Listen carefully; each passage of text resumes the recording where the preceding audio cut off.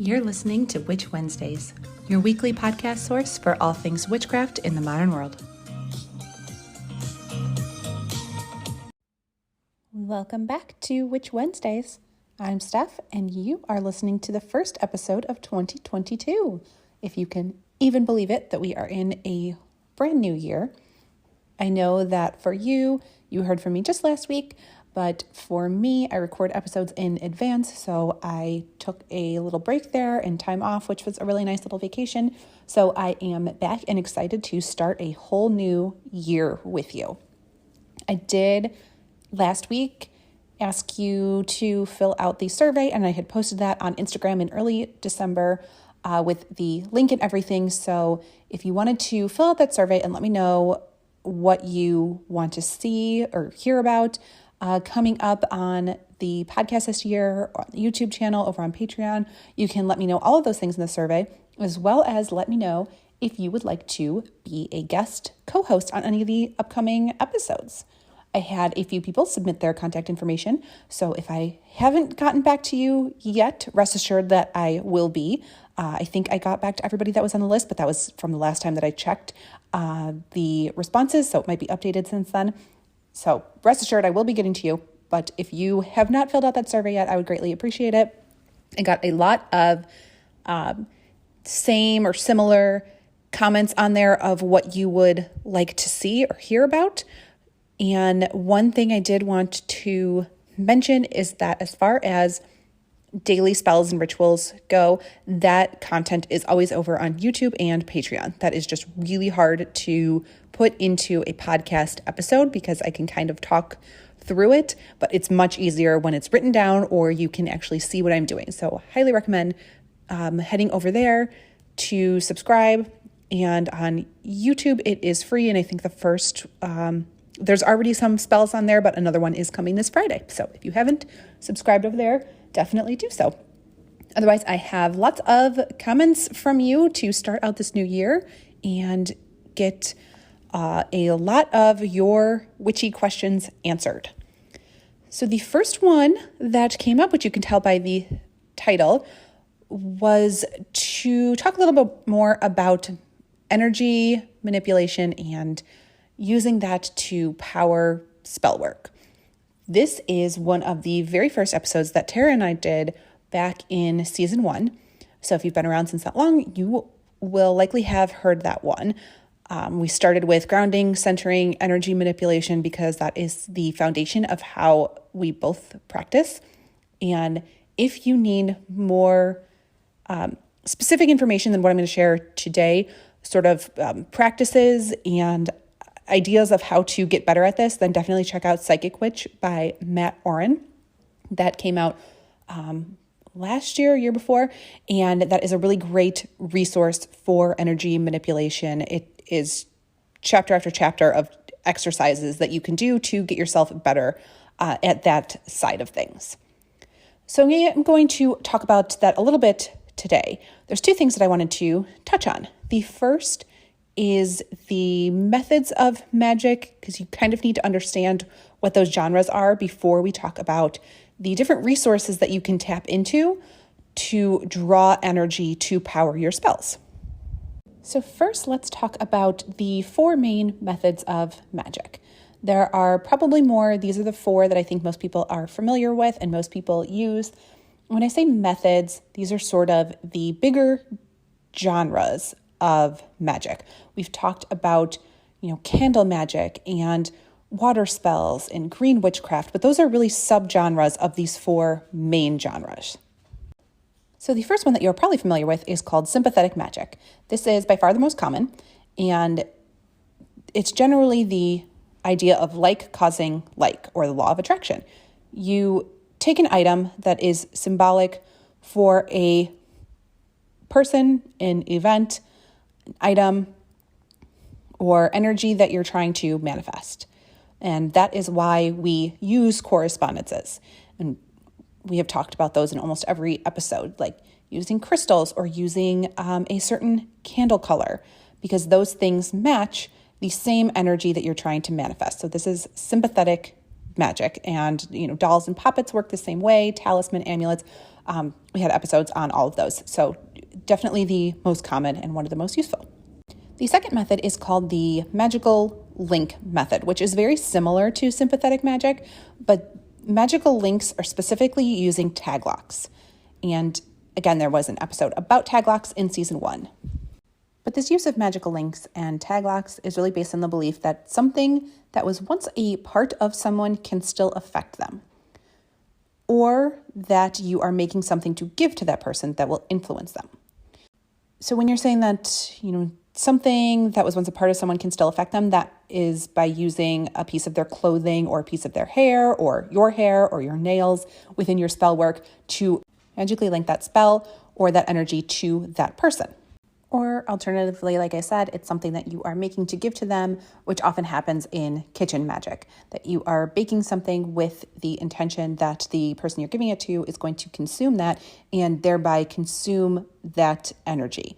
So you may be making something that is for love or protection or peace or healing for another person. And then when they consume your cooking, or if you are giving them a gift, you are giving them a talisman with that energy that you put in there, then by them having that item, that is a magical link to the energy of your spell.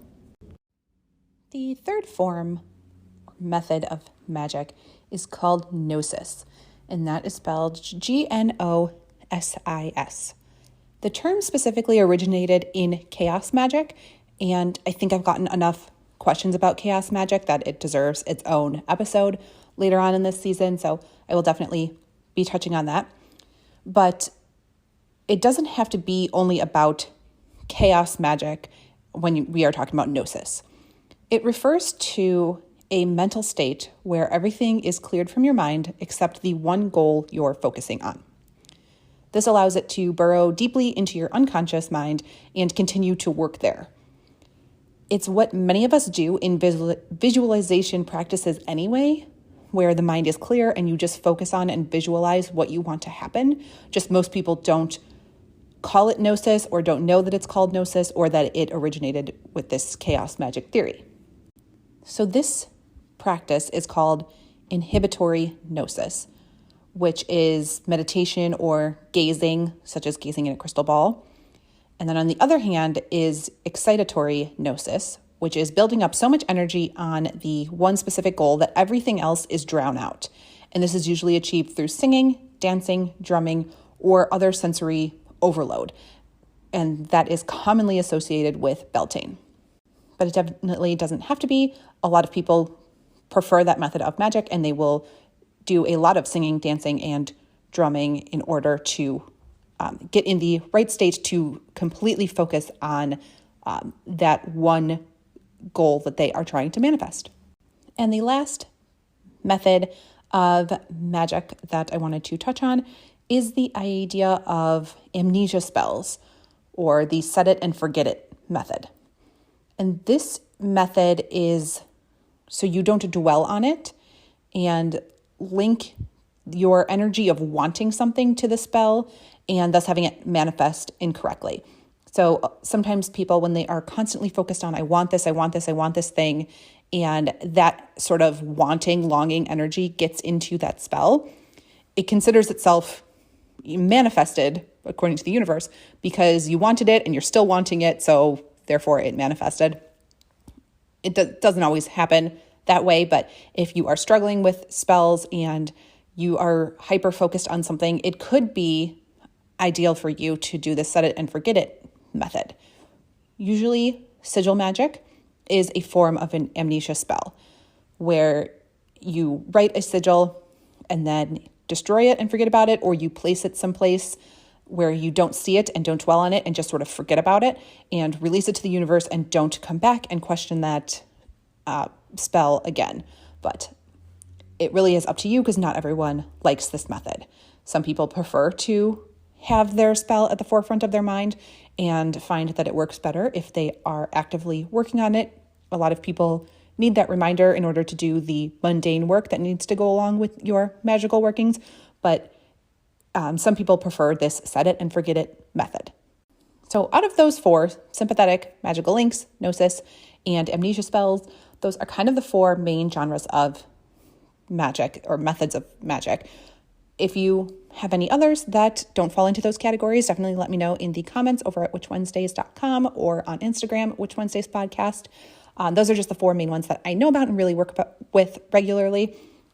But again, there's no one method that's better or worse than the other.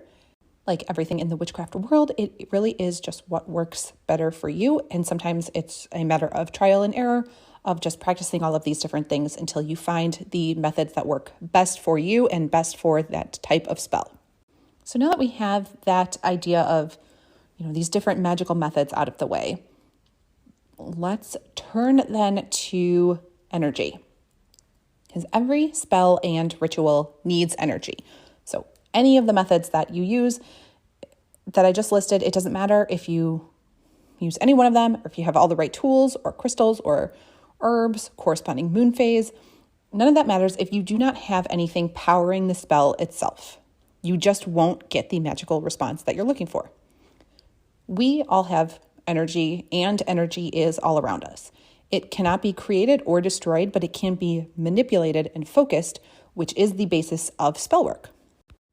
And like I said, if you need more information about this practice of manipulating energy, then go back to that episode in season 1 or check out the book that I recommended.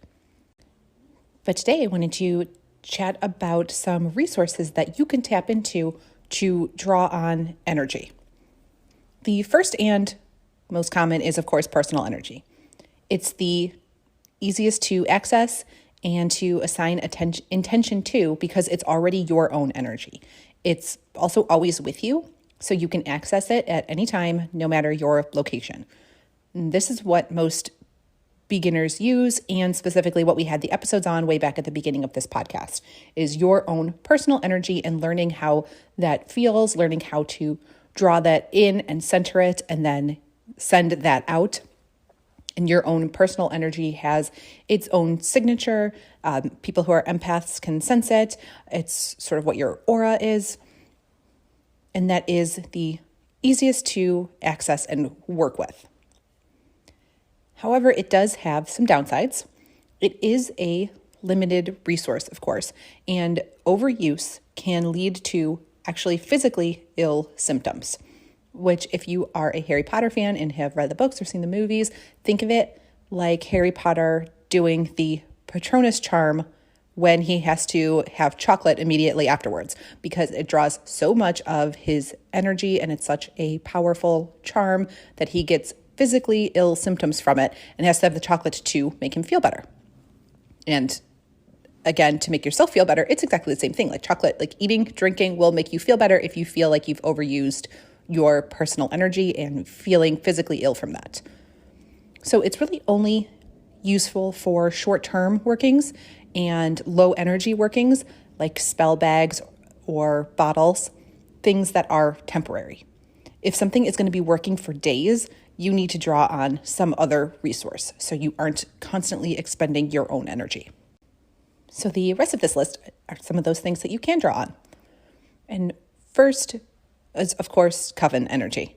It's one of the reasons that being in a coven is so popular, because you are able to draw on the energy of other practitioners in addition to your own. So when you have a bigger working, like one that is benefiting the whole group, no one person is using all of their energy and getting burnt out. But again, the downside with this is that you have to pick the right coven. That is why in the Coven Magic episode at the sort of end of last year, I talked about the various downsides and how to find the right one that works for you, because that's why it's so important that everybody is at a similar skill level and level of willingness. So everyone is putting forth the same amount of effort and skill involved. So not, one person is giving all of their energy and getting totally burnt out. The whole idea of a coven is that doesn't happen to anybody. But coven magic is not for everyone. I completely understand that. I am not in a coven myself. So something that is abundant and that I draw on often, and we've talked about often on this podcast, is drawing on earth energy. Earth energy is abundant and also completely neutral, making it ideal for beginners. We specifically talked about that in the grounding episode, and also the earth element episode that Tara was on at the beginning of December, you can add any of your own intentions to this type of energy. And since it's so easily accessible, you can use it to replenish your own personal energy. And then it can be returned right back to the earth. So by grounding, you are imagining, vines really growing from your feet down into the earth and mixing with that earth energy and pulling it back up into your body so you can use it. And then if you have excess energy, you can do the exact reverse grounding and put it back into the earth. Some witches report an overabundance of energy that manifests in physical feelings like buzzing, vibrating, generally feeling too high energy and slightly out of it. So when that happens, you can drain some of that excess energy back. The downside of earth energy is that it takes a little more work to add your specific intention to it. Your own personal energy is easier to manipulate because you are so much more familiar with it and can feel it much better. And the neutral earth energy takes a little bit more work. But again, the more that you do that and practice that, the easier that will become. In addition to the earth element, you can draw an elemental energy from the 4 physical elements. So besides earth, there's also air, fire, and water. And those can all be used to power a spell. And each one has its own associations, which obviously is something that we went over in each of the element episodes last season. The type of spell and desired outcome will determine how much of the element you need to work with, because obviously the power from a cup of tap water is much different than standing under a waterfall or near the ocean to complete a spell. So that's something that you have to consider before tapping into those elements. As far as the downsides, it is much harder to make this work in large quantities, especially if you are in the broom closet. And you may find it easier to work with only certain elements. If you need the correspondences of fire and aren't that comfortable with the fire element, it's probably not the best source of energy for you because it's really going to be working against you. And like I said, much harder if you're in the broom closet to get those huge resources and amounts of this energy. It's not always easy to start a bonfire if you are in the broom closet. And the next source of energy that's very commonly used is from objects. So that's plants, crystals, metals, etc. All have this innate energy. And we talked about that in the crystals episode, how crystals work and are used in things like radios because they do have a vibration. Some pagan paths also believe that these things have spirits themselves. This idea is called animism, which is something that I believe in. But regardless, if you view it as innate energy or a spiritual energy, it can be drawn on in spell work. That's why we include these things in spell jars and charm bags. It's occasionally because of their physical properties, like when you're using herbs in healing, but it's more often because of their energetic properties. The energy of those items, if it matches your intention for the spell, will draw in the same energy to manifest that spell. For example, when crafting a spell for self-love, which is often use rose quartz because of its energetic properties that correspond with love. So this is that sympathetic magic of like attracting like. The downside is that each of these items on their own don't contain a ton of energy. They will mostly help you boost the intention of that spell, so you still need another source of energy for the spell itself. There is more energy, though, if you are instead working with a living plant's spirit. So if you go outside and work with a bush or a tree that is growing in the ground, that has a lot more energy that it can offer you, as opposed to dried herbs or small pieces of crystal. The next on the list is spirits and deities. So they can also offer a source of energy, but it's obviously not for everyone. This encompasses all types of spirits out there, so including fae and familiars. So what you choose to work with will depend on your own traditions. So you either ask for their assistance in a working where you put in your own energy and then ask for theirs as well, or you ask that spirit to do something on your behalf so then they can manifest it for you. The downside is that you always have to give something in return, like an offering. They are also associated with specific things, especially deities. So you have to pick the right deity for that working and then build a relationship with them first. We've mentioned that in various deity and fae episodes, that you really want to establish a working relationship first, just like you would establish a friendship with somebody before asking them for a big favor. So I really don't think it's a good idea to pick and choose deities based on, what spell you're doing that day. And then out of the blue, just ask them to assist with you, even though you have never interacted with them before or given, proper offering or gotten to know them. I feel like that's an easy way to get it to backfire on you. Another common energy source to work with is cosmic energy, because many witches are drawn to the moon and the power of the different moon phases.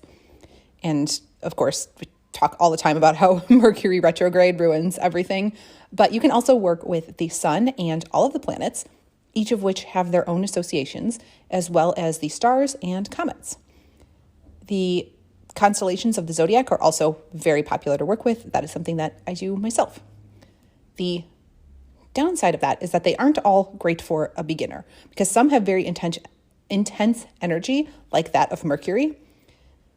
So if you are a beginner in the realm of cosmic energy, I don't think that Mercury or Mars is a great place to start, but the moon would be. The moon has very gentle energy. It's very easy to work with that cyclical cycle over the course of 28 days, and it's relatively straightforward. So easier for a beginner to tap into moon energy and then work their way up to something like Mercury. And the last idea that I wanted to touch on is the idea of an energetic tether, which is really interesting. And as always, I link resources over at witchwednesdays.com. So I will link the website that has a whole page explaining what energetic tethers are. And it's a really interesting idea. So I would highly recommend checking that out, and the other resources that I will have on the list, which are some books and YouTube channels. But energetic tethers can power spells for advanced practitioners. I would not say that this is a beginner method. So you can create a physical object that you pour your personal energy into daily over a long period of time. So it stores all of that energy for later use, like a battery. It has to be an object that can hold a lot of energy. So like copper and quartz, those store energy. And then you attach the working to this battery to keep it powered for a long time instead of attaching it to yourself and your own personal energy. Because, like I said, your own personal energy will get drained very quickly. And by pouring a little bit every single day into this energetic tether, this battery, then you will have this source to draw upon that will have a ton of energy in it, and then power your spell. And you can also make this sort of battery that charges on a cycle like the moon cycle. But again, it's not easy because you have to energetically link, using your own energy, the spell to the battery. And for beginners, that probably sounded very confusing, and it is. That is something that comes with advanced practicing and advanced working with your own energy in order to know how to energetically link those two things together, the spell to the battery. This is something that I have set up for a protection on my house that charges with the moon cycle. So if that's something that you're interested in, I will probably put that over on Patreon to, walk you through that of what it is and how I did that. So then that is sort of a passive home protection that I have over our space because I know it's constantly being charged by the moon cycle. So those are all the various resources that you can use for drawing energy and raising energy for spells. Like I said, we all have it and it's all around us. Can't be created or destroyed, but it can be manipulated and laser focused into your specific spell.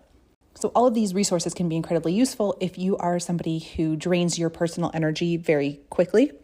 Some people just have less of it to start with to put towards spell work. And for some people, some spells will drain a lot more than others based on the type. So having this sort of list here of other places to draw on energy from can be incredibly helpful. And again, where you want to draw that energy from, obviously is what you are most comfortable with, but can also fit with what kind of, method of magic that you are going to do out of those four. I would say sympathetic is the most common, in which case we draw on the elemental energy as well as the energy from objects, but you can pick and choose from this whole list. And of course, the list will be over at witchwednesdays.com if you want to check that out. So if you have any methods of magic or resources for energy that I did not talk about, then absolutely let me know in the comments or over on Instagram, or join the free Discord server and chat over there. There are lots of witches in that community that all have their own ideas because everybody practices differently. So it is a great space to get more ideas on how each one of these specifically works, or if there is something else that I did not mention that they can share with you. That is all I have for this week, and I will see you next week. Thanks for being here for the first episode and a brand new year. Welcome to 2022.